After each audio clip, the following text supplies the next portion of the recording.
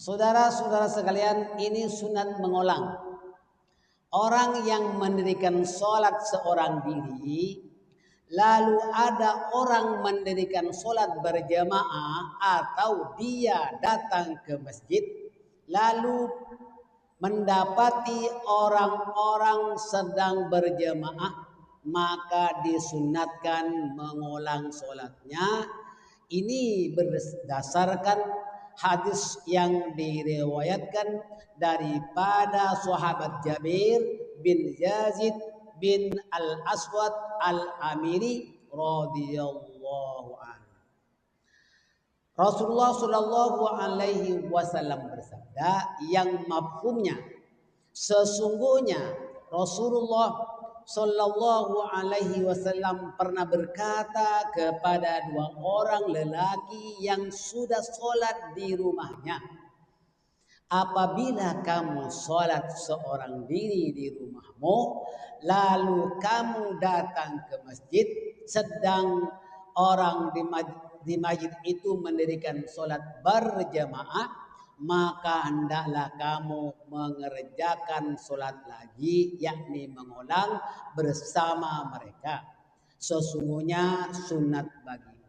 Hadis riwayat Al-Imam Bukhari dan Imam Muslim. Nah, dalam situasi yang lain, misalnya Anda ada undangan di rumah saudara ataupun undangan rumah kawan misalnya, ba'da maghrib. Anda sembahyang maghrib dulu, misalnya seorang diri karena ada undangan. Kemudian sampai di rumah orang itu, setelah dia masuk ke rumahnya, ternyata mereka itu baru mau mengerjakan sholat. Mungkin mereka itu melambatkan karena menunggu keluarga yang lain untuk sembahyang berjamaah di rumahnya.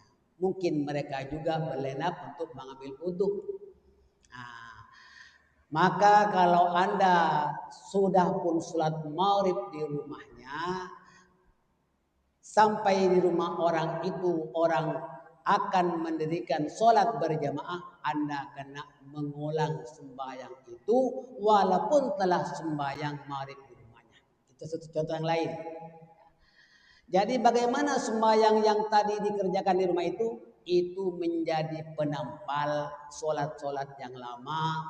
Barangkali ada sembahyang, kekurangan sembahyang, dan itu sekiranya kita tidak punya apa-apa hutang sekalipun, tetap pahalanya diperoleh, dan itu menjadi tambahan-tambahan ibadat, artinya sunat mengulang. Nah, begitu juga kalau misalnya Anda daripada rumah mendirikan sholat, apapun sholat, datang ke masjid, rupa-rupanya di masjid itu belum sembahyang lagi, maka Anda sunat mengulang berjamaah di masjid itu, sembahyang yang dikerjakan di rumah itu sebagai penampal ataupun sebagai tambahan-tambahan ibadat kepada Allah Subhanahu wa Ta'ala. Coba kita carikan contoh yang lain. Banyak contoh-contoh yang lain. Artinya satu contoh misalnya di rumah kita tadi sembahyang maghrib, sebab tidak ada keluarga yang dapat dijadikan imam dan untuk dijoinkan misalnya. Ternyata setelah sembahyang maghrib ada suami baru balik dari kerja ataupun anak kita baru sampai, maka Anda boleh berjamaah bersama mereka, mengulang sembahyangnya. Nah, kalau maghrib misalnya, maka Anda mengulang sembahyang maghribnya itu bersama keluarga, entah suami ke ataupun anak-anak ataupun orang lain mau berjamaah misalnya. Ada kalanya ada orang datang secara tiba-tiba, mungkin itu dalam rangka hari raya misalnya. Itu contoh-contoh kita juga perlu mengulang kalau ada keluarga yang boleh dijadikan sebagai imam dan seterusnya berjamaah. Cukup paham kan? Nah, saudara-saudara sekalian, menjelang akhir hayat Rasulullah Sallallahu Alaihi Wasallam, baginda mengambil perhatian tentang sholat berjamaah Sehingga ketika Rasulullah Shallallahu Alaihi Wasallam sedang uzur dan tidak dapat mengimami jamaah di masjid, maka baginda memerintahkan Sayyidina Abu Bakar As-Siddiq radhiyallahu an menjadi imam. Ini secara tidak langsung memberikan isyarah kepada para sahabat bahwa Abu Bakar radhiyallahu an harus menjadi khalifah pertama setelah Rasulullah Shallallahu Alaihi Wasallam wafat. Artinya walaupun baginda Nabi itu hadir ke masjid, tapi dia kurang sehat, misalnya dia melantik Abu Bakar mengimami jemaah. Setelah Rasulullah Shallallahu Alaihi Wasallam wafat, maka sahabat sepakat melantik Abu Bakar radhiyallahu an sebagai khalifah pertama karena beliau yang selalu dilantik oleh Rasulullah Shallallahu Alaihi Wasallam sebagai imam ketika baginda uzur, dan beliaulah sahabat yang lebih senior daripada sahabat yang lain. Tidak melantik Sayyidina Ali, walaupun Sayyidina Ali itu keluarga, itu sepupu Rasulullah dan juga menantu Rasulullah. Tidak melantik Sayyidina Ali dan tidak melantik sahabat Utsman bin Affan, tak melantik Sayyidina Umar, tapi melantik siapa? Melantik sahabat yang senior. Al-Khalifatul Awal Amirul Mukminin Sayyidina Abu Bakar Siddiq radhiyallahu anhu, kan begitu. Saudara-saudara sekalian, setelah Abu Bakar wafat, Abu Bakar ini sebagai khalifah hanya 2 tahun. Rasulullah wafat diganti oleh Abu Bakar. Abu Bakar menjadi khalifah hanya 2 tahun. Maka Sayyidina Umar lah yang dilantik sebagai khalifah yang kedua. Ketika Sayyidina Umar menjadi Amirul Mukminin, beliau mengambil berat tentang sholat berjamaah.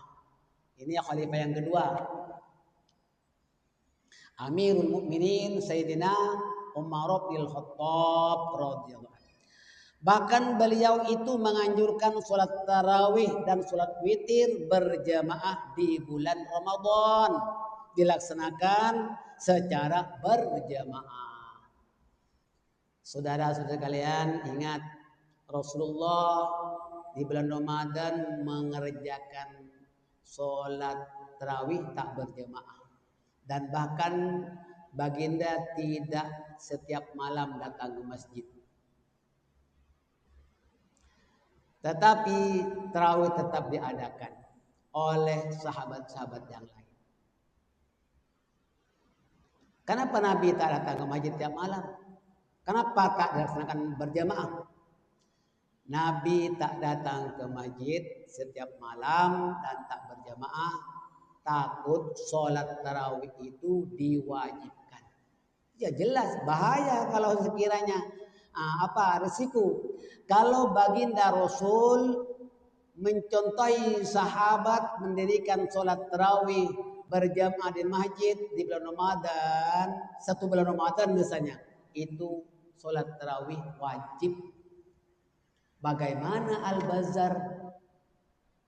Tak boleh kita mengadakan Al-Bazar. Kenapa? Tarawih itu wajib. Ternyata itu ada hikmatnya. Rasulullah paham, takut menjadi wajib. Maka setelah khalifah yang kedua, sahabat Sayyidina Umar ibnul Khattab radhiyallahu an menjadi khalifah, sholat tarawih dikerjakan dengan berjamaah. Dan sholat witir juga dikerjakan pada awal malam. Setelah sholat tarawih diikuti dengan sholat witir berjamaah. Afdal dilakukan berjamaah. hanya di bulan Ramadan. Bapak dan Ibu sekalian, kalau kita mendirikan sholat tarawih, hendaklah diikuti sekali dengan sholat witirnya berjemaah, dikerjakan pada awal malam. Nanti setelah kita bangun akhir malam dalam rangka sahur, tak perlu lagi witir. Bangun saja langsung sholat tahajud.